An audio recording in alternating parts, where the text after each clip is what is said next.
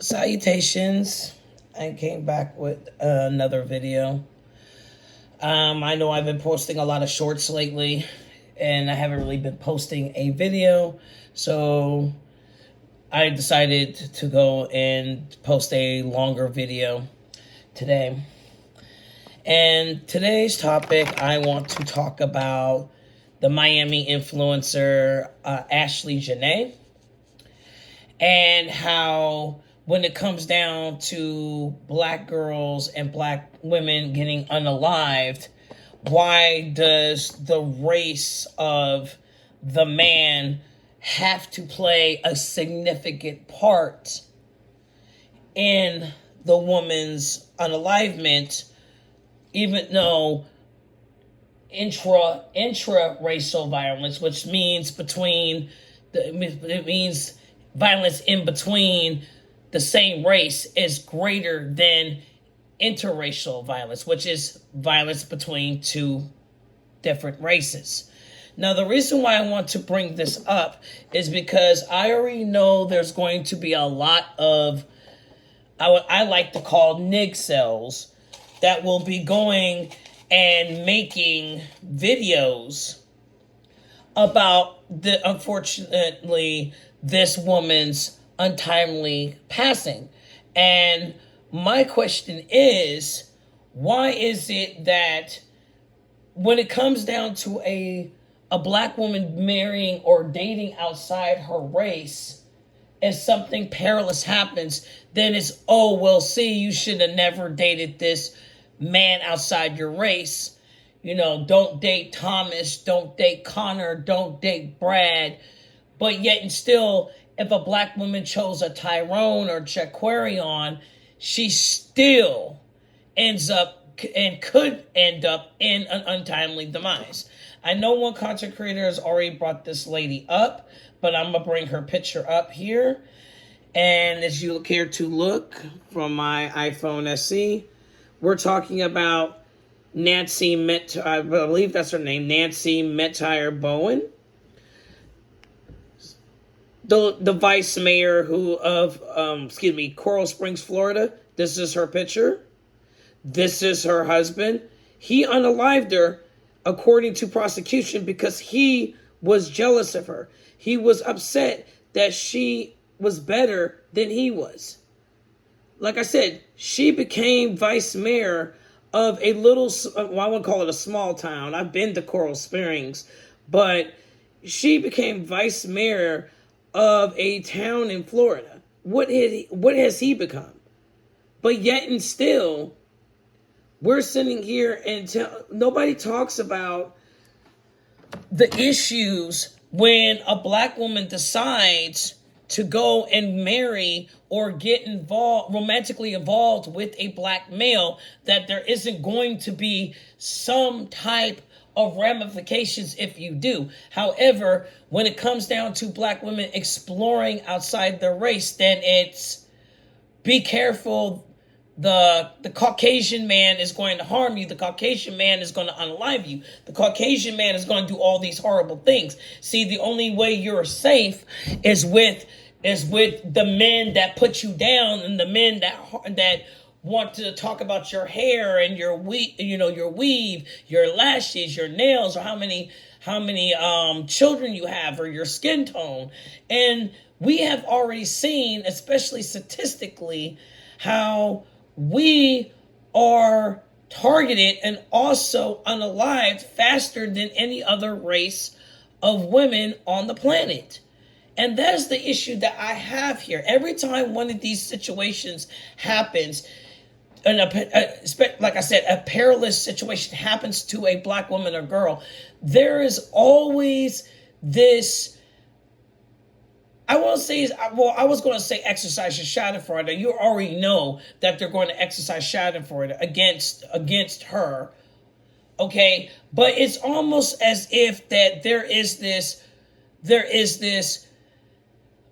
wannabe Aesop fable, this message to us that nobody else wants you, nobody else like you, so you have no other choice but to stay with us. Even though they have shown multiple times they don't like us either. So the question is, actually, it wasn't even a question. So if dating outside your race and exploring other options is perilous, then isn't staying inside your race perilous too? Because like I said, it doesn't matter who a black woman or a black girl dates. There's always that inherent risk, because the way the world treats us, and the way the world treats us about misogyny, misogynoir, and also anti-blackness, why should we trust what you say? Why should we trust anything that any man says? We, unfortunately, because we're the most targeted, we have to always carry a battle suit of armor from the time we get up to the time we lay our heads. And I'm just tired that every time something happens to a black woman or girl, it is always, especially if she dates outside her race, then it's always this wannabe Aesop fable of this is why you need to be race loyal. And it also reminds me of, remember back in October of last year when the whole Danish deception story went viral. Remember Onika? I talked about her in one of my prior videos. I've said that it seems like people always, especially black men, get off on trying to make these cautionary tales of these women, but then approximately 2 fucking months later, we have the same story by a black woman about being scammed. But guess what? It was a Nigerian that she was married to that was living in Italy. But nobody said a peep about, well, that's what you get for going to another country and putting money on a man. And, putting money on a man, paying for a man's things, paying for a man's clothes, upgrading that man, blah, blah, blah, blah, blah. Nobody said anything about that. Nobody said, well, see, this is why you need to be cautious. Even if he is a black male, that you need to be cautious because he could be a scam artist.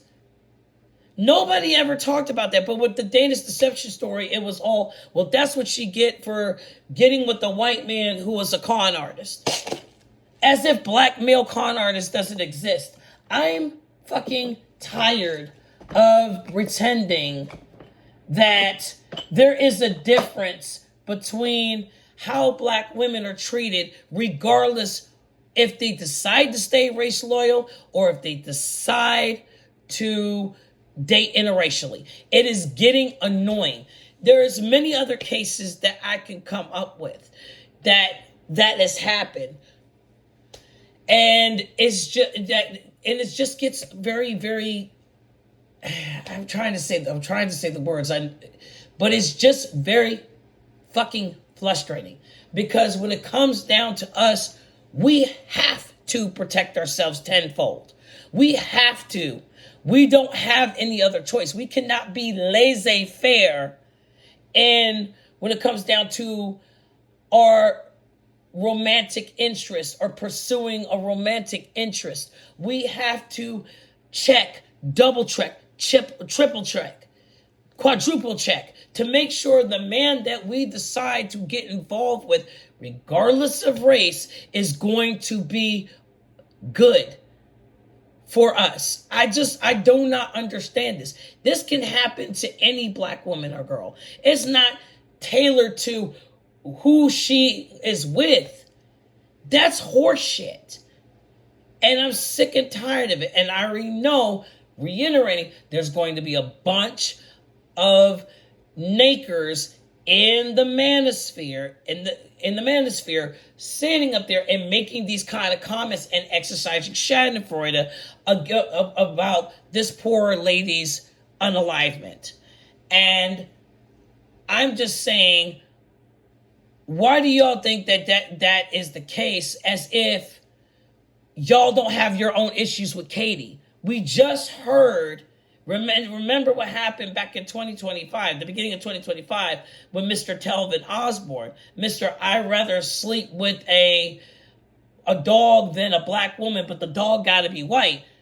The charges against him have been dropped because little Miss Hannah's father is a cop in a little town like Mayberry. So, of course, she was going to walk free.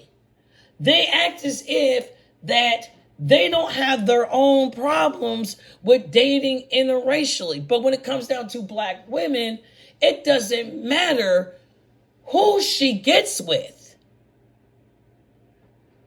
If she ends up in a perilous position, it's going to automatically be her fault. No matter what. It's always going to be her fault. But I tell you one thing, black males, they don't have to deal with intra-racial violence. And you want to know why they don't have to deal with intra-racial violence? Because black women do not attack them at a rate, statistically, at a rate that black men attack black women. So they don't have to worry about that. The only ones that seem to want to attack them is Becky when she gets angry at Tyrone for whatever reason that she's angry at him. But for us, it doesn't matter who we get with, who we end up laying down with. We are going to be subjected to some kind of harm. And it doesn't matter who is doing the harming. I'm just so annoyed with this. I just know that there's going to be fodder regarding this tragic story. And it's just, like I said, it just gets very annoying. So that was I don't want to talk too much longer. This is already close to like a 12-minute and 15-second video. I'm going to end it here. And I will see y'all in the next video. I will talk to you soon.